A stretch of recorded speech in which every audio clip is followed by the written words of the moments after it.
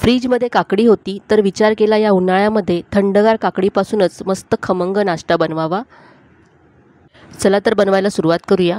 तर इथे मी मिक्सरचं भांडं घेतलं आहे, यामध्ये काकडी घालायची आहे। इथे मी एक काकडी सोलून घेतली आणि त्याचे असे मोठे तुकडे करून घेतलेत, मिक्सरच्या भांड्यामध्ये घालायची आहे।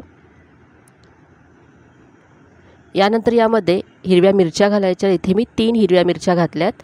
यानंतर 4 ते 5 कढीपत्त्याची पानं घालायची आहेत आणि थोडीशी इथे मी कोथिंबीर घातली।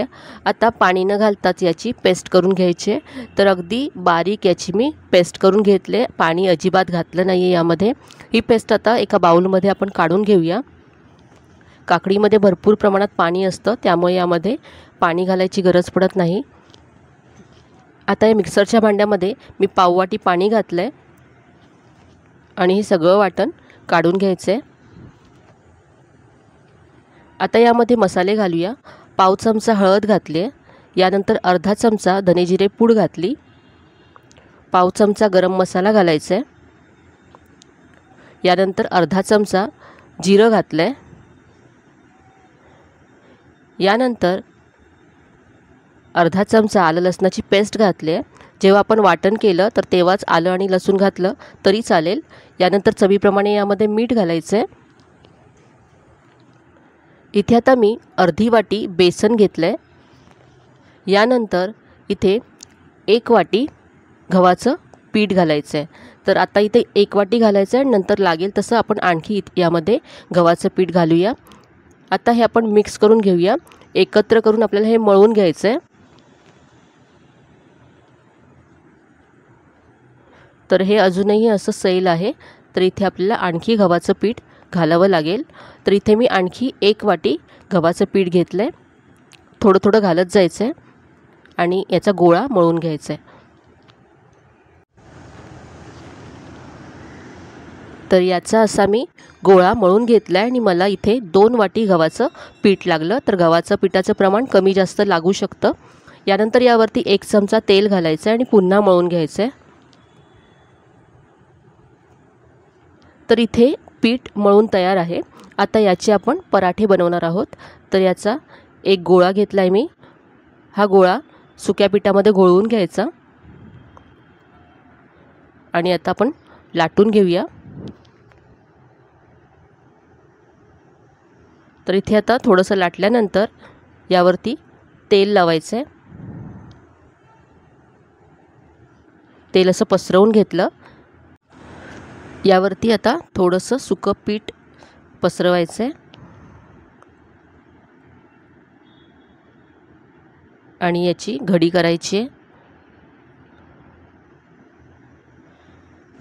आणि आता हलक्या हाताने हा पराठा लाटून घ्यायचा आहे।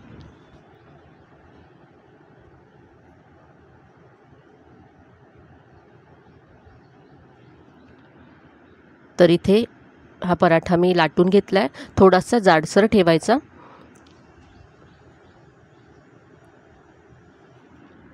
पराठा मी इथे लाटून घेतला आहे, आता आपण हा भाजून घेऊया। तर इथे मी गॅसवरती तवा गरम करून घेतला आहे, यावरती पराठा घालायचा आहे आणि आता आपण हा एका बाजूने भाजून झाल्यानंतर उलटून घेऊया।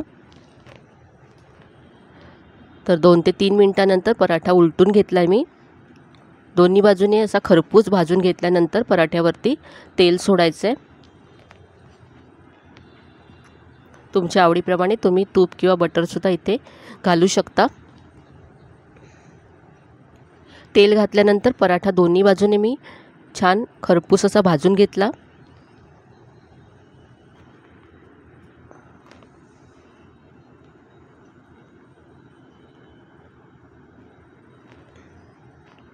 काकडी आणि कोथिंबिरीमुळे रंगसुद्धा खूप मस्त येतो पराठ्याला।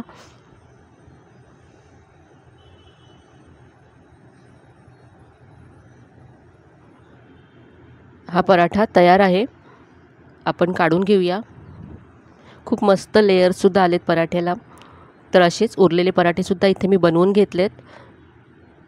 तर हा आपला काकडीचा पराठा तयार आहे। इथे मी लोणच्याबरोबर सर्व केला आहे, तुम्ही कोणत्याही चटणीबरोबर टोमॅटो केचपबरोबर सुद्धा सर्व करू शकता।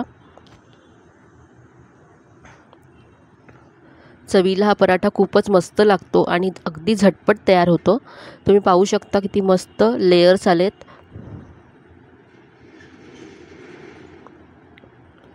घाईच्या वेळेससुद्धा तुम्ही नाश्त्यासाठी अगदी झटपट हा पराठा तयार करू शकता। तर आजची ही रेसिपी तुम्हाला कशी वाटली कमेंटमध्ये नक्की कळवा। रेसिपी जर आवडली असेल तर व्हिडिओला जास्तीत जास्त लाईक करा, शेअर करा। चॅनलवर नवीन असाल तर चॅनलला सबस्क्राईब करायला विसरू नका। चला तर मग पुन्हा भेटूया अशा छान छान आणि नवीन नवीन रेसिपीसह। तोपर्यंत धन्यवाद।